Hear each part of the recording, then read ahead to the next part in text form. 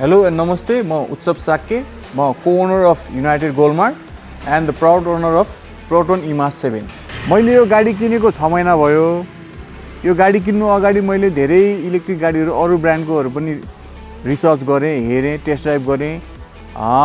अरु ब्रान्डको हेर्दाखेरि अरु ब्रान्डमा चाहिँ 100 किलोवाटको मोटर दिनुभएको थियो।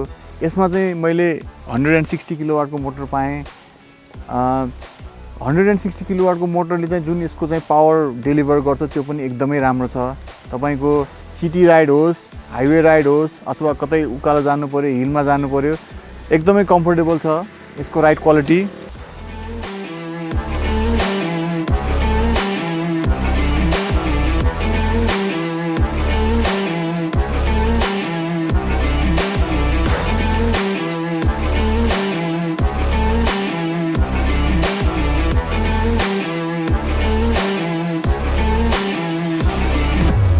सीटको क्वालिटी पनि एकदमै प्रिमियम छ। प्लस तपाईको भित्रपट्टिको तपाईको जुन जति पनि फङ्सनहरु यो गाडीले हामीलाई दिएको छ त्यो एकदमै राम्रो छ। यसको इन्फोटेनमेन्ट सिस्टम पनि एकदमै रेस्पोन्सिभ छ।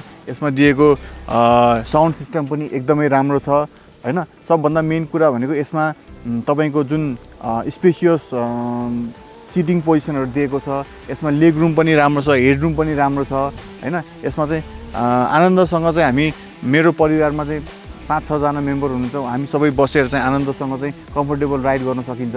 यसको अर्को एट्र्याक्टिभ फिचरको कुरा गर्नु पर्दाखेरि मलाई साह्रै मन परेको यसको सनरुफ पनि हो। यसको सनरुफ ठुलो पनि छ। प्लस त्यो सनरुफ खोल्दाखेरि पछाडी ब्याक सिटमा बस्नेहरूलाई पनि निकै आनन्द आउँछ हैन।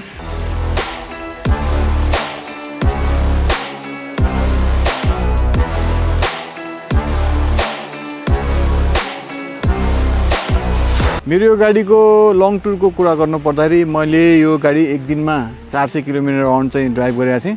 त्यो दिनमा हामी चाहिँ अब अपिल पनि गरेको थियौँ, डाउनहिल पनि गऱ्यौँ, हाइवे पनि ट्राभल गऱ्यौँ, प्लस अफरोडिङ पनि गऱ्यौँ। अफरोडिङ गर्दा पनि तपाईको कतै पनि त्यस्तो ग्राउन्ड क्लियरेन्सको इस्युहरू आएन यसमा। यसको सस्पेन्सन सेटअप चाहिँ एकदमै ब्यालेन्स छ। यसमा चाहिँ एकदमै स्टिप सस्पेन्सन पनि छैन, एकदमै सफ्ट सस्पेन्सन पनि छैन, एकदमै ब्यालेन्स छ। ओभरअल ड्राइभिङ प्लस राइडिङको लागि चाहिँ यो एकदमै पर्फेक्ट छ। मैले त्यति लामो ड्राइभ चाहिँ आइस भेकलमा कहिले पनि गरेको थिएन हैन। तर मैले अराउन्ड 400 किलोमिटर त्यो दिनमा ड्राइभ गर्दा पनि मलाई चाहिँ त्यस्तो टायर्डनेस चाहिँ फिल भएन। एकदमै कम्फर्टेबल भयो। यसको सिटिङ पोजिसनहरु, यसको जुन मटेरियलहरु सिटमा युज भएको छ एकदमै कम्फर्टेबल छ, सफ्ट छ, ड्राइभिङ पनि स्मुथ छ। लास्टली कुरा गर्नु पर्दाखेरि मैले यो गाडीमा चाहिँ जे एक्सपेक्ट गरेर मैले किनेको थिएँ त्यो भन्दा धेरै नै राम्रो स्मुथ फिचर्सहरु, प्रिमियमनेस मैले पाएँ। यसको सेफ्टी फिचर्स, यसको चाहिँ बिल्ड क्वालिटी, यसको राइड क्वालिटी देखि लिएर सबै कुराहरु चाहिँ मलाई मन परेको भएर मेरो यो पहिलो रोजाइमा प्रोटोन EMAS 7 पर्न गएको हो।